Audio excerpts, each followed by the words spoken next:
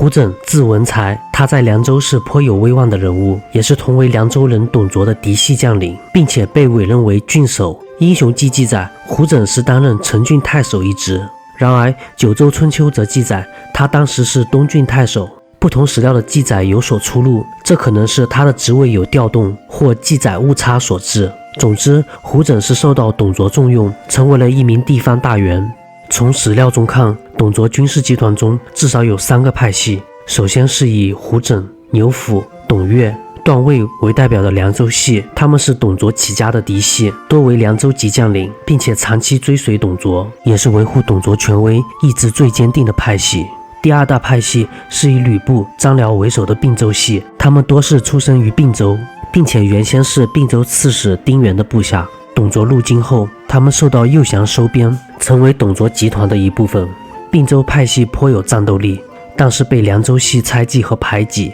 也导致了他们对凉州系的长期抵制和不满。之后要介绍的洋人之战就是这对派系矛盾最好的体现。第3派系就是以徐荣为代表的中间系，他们既不是凉州军出身，与凉州集团核心毫无地缘关系，同样也不是来自于丁原的并州集团。就比如代表人物徐荣是出生于幽州辽东郡，他凭借其军功和能力晋升至中郎将，是董卓集团中几个核心将领之一。以徐荣为首的中间派系作为职业军人，效忠于董卓。董卓败亡以后，就听命于王允和东汉朝廷。这个派系效忠的更多是中央政权或军人职责本身，而非某个特定的主公。关于洋人之战，在多个史料中，如《英雄记》《九州春秋》《后汉书·董卓传》《三国志·孙坚传》均有记录，可信度很高。其中以《英雄记》的记载最为详细。这次事件把董卓军团内部的矛盾暴露得淋漓尽致。初平2年（公元191年），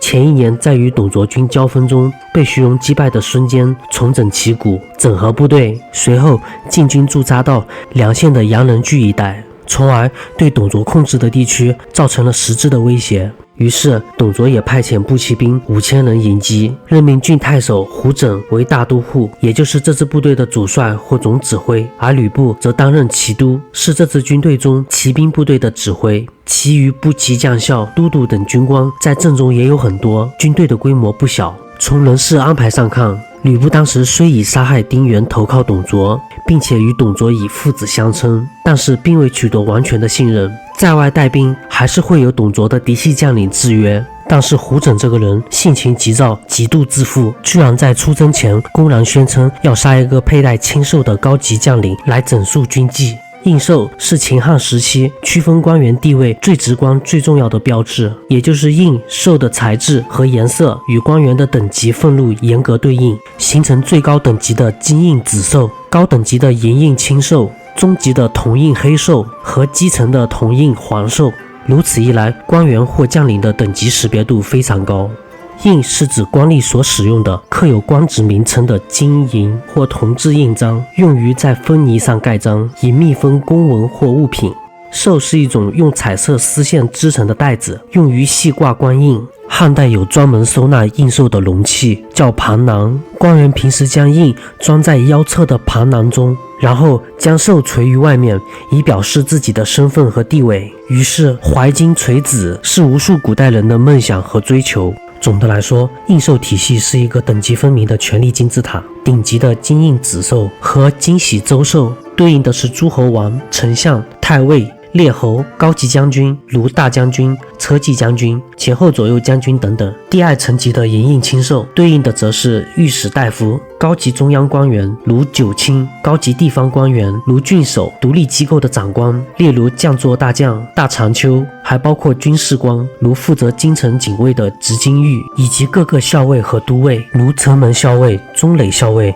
等8校尉，以及西域都护、水衡都尉、郡都尉等等。第3层级铜印黑绶对应的是中级地方官员，例如县令、县长，以及中央的属官，如御史大夫的2成，还包括初次各州做监察工作的刺史等等。第4层级铜印黄绶则对应的是县级副职与属官，比如县丞、县尉、基层的长吏等等大量的底层属官。回到洋人之战这边，胡整这番长青绶立威的言论肯定是意有所指。矛头指向的对象很可能是正中作为副将的吕布及其并州派系的将领。吕布在投靠董卓后被封为骑都尉，不久之后升迁为中郎将，这两者都是营营亲授的高级职位。听到胡轸的这番言论，吕布等将领肯定是极度不满胡轸的这个态度，从而矛盾激化，准备暗中破坏他的军事部署。当军队到达广城县，此时距离阳人城还有几十里，但天色已晚，人困马乏，本应该驻扎休息，而且董卓原先的命令也是要求在广城宿营，让战马吃草料，士兵进食，养精蓄锐后在夜间进军，拂晓攻城。但是吕布等人为了给胡轸制造事端，就散布谣言说阳人城的敌人已经逃跑，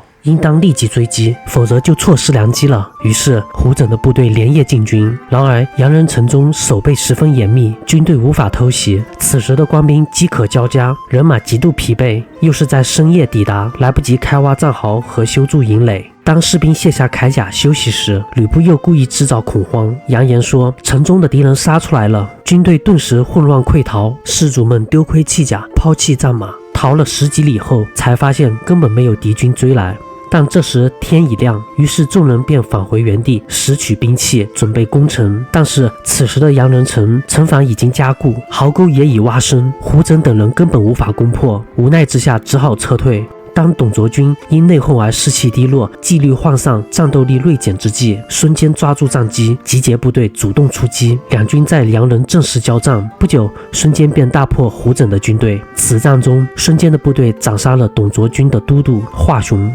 三国演义》为了艺术效果，将华雄的戏份大幅增加，并将温酒斩华雄的功劳移花接木给了关羽，在漫漫的历史长河中成为了文学经典。但这并非史实，在正史中，华雄却为孙坚在阳人之战中所斩杀。董卓的军队战斗力本应很强，但主帅和将领之间的不和，使得这支军队在接触敌人之前就已经从内部崩溃。孙坚不仅善于防守，更能敏锐地抓住战机，在敌人最虚弱的时刻发动致命一击，从而取得了实实在在的战果。孙坚不仅击溃敌军，并且阵前斩杀其都督华雄。这一胜利是孙坚军事生涯的高光时刻之一，也为后来他率先攻入洛阳，驱逐董卓奠定了基础。公元192年农历4月，吕布在与王允的合谋之下，亲手诛杀了董卓。而在外的董卓余党李傕、郭汜等西凉将领听闻后，并迁怒于军中的并州级人员，将他们无论男女全部都赶尽杀绝，肃清了军内的并州势力。但是不久之后，董卓外部军团的主帅牛辅所在的军营夜间无端发生骚乱，导致牛辅惊恐万分，误以为全军发生哗变，于是携带金银珠宝，只于亲信胡赤儿等5、6人一起翻越城墙，北渡黄河。但是胡赤儿等人贪图他的金银财宝，便趁机将他斩首，首级被送往长安。牛辅与董卓的关系非常密切，因为他是董卓的女婿。这里我们要提一下关于董卓的儿子，史书中只记录了当董卓回到长安后，将自己尚在襁褓中的幼子封了侯爵，又将未成年的孙女董白封为魏阳君，但没有任何他将自己的成年儿子封爵的记录。按照董卓当时一手遮天的权势，自己的儿子如果在世，加官进爵肯定是避免不了的，但是没有任何相关的记载。可以合理的推测，很可能当时董卓的成年儿子已经早逝，因而从逻辑上讲，董卓的弟弟董敏、女婿牛辅、长兄之子，也就是董卓的侄子董黄，都是董卓的候选接班人。因此可以肯定的是，牛辅的地位比普通将领要高，很可能是董卓集团中排名前几位的人物，在几个董卓的中郎将中位列1、2位。先前被牛辅派出劫掠陈留、颍川地区的李傕、郭汜等人返回时，发现主帅牛辅已经败亡，部众一下子失去首领，无所依靠，便打算各自解散回乡。但他们既没有得到中央的赦免诏书，又听说长安中央朝廷决议准备杀尽所有凉州人，因此忧虑恐惧，不知如何是好。于是他们采纳了贾诩的计策，率领部众向西进发，沿途不断吸收人马。等到达长安时，叛军部队的数量已达到10余万人。王允见叛军声势浩大，向长安进军，急忙叫来胡轸、杨定，想利用他们在凉州人中的威望，前去向李傕等人做解释和说服工作，以求平息事态。但是王允一直以来与胡轸等凉州人士关系不好，在这个危机的关头，王允依然放任个人情感，以傲慢的态度对待胡杨两人，侮辱性的说道：“关东属子欲何为胁？请往呼之。”这种羞辱性的派遣不仅无法达到劝降的目的，反而将胡轸等人推向敌对的阵营，使得情况更加恶化。这也体现了王允作为政治家的狭隘与刚愎自用。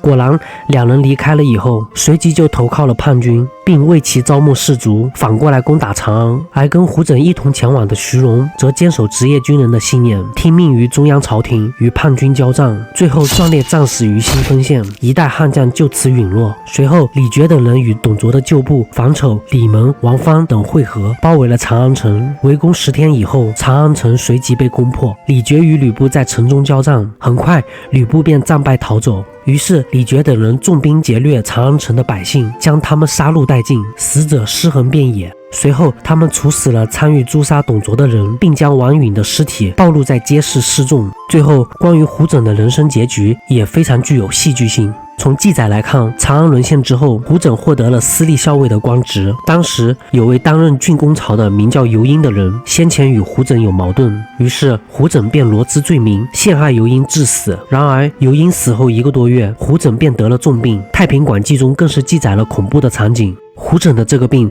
导致他的眼球脱落，同时伴随着精神错乱，并且胡言乱语，不停地说着我认罪，我认罪，尤公曹带着鬼来找我了。不久之后，胡轸就这样在痛苦中死去，结束了他的一生。纵观所有关于胡轸的史料记载，可以看出他是一个有明显性格缺陷、缺乏统帅之才且人品不佳的失败角色。在洋人之战中，出征前他为了立威，扬言要斩杀一个亲授将官来整肃军纪。这种露骨的威胁激化了与部下，尤其是吕布的矛盾，导致吕布等人散播谣言，扰乱他的军事部署。最终全军不战自溃，被以逸待劳的孙坚大破，其部下杜华雄也被斩杀。此战成为胡轸军事生涯的污点，充分暴露了其缺乏为将之才。而在他担任司隶校尉的时候，因与郡公曹尤婴有私怨，便利用职权罗织罪名，将尤婴陷害致死。这一事件也展现了他心胸狭隘、手段狠毒、公报私仇的一面。而在政治上，他摇摆不定，虽说在乱世中为了自身发展改换门庭是经常的事情，不能算作缺点，但是他的行为与同行的另一位董卓旧将徐荣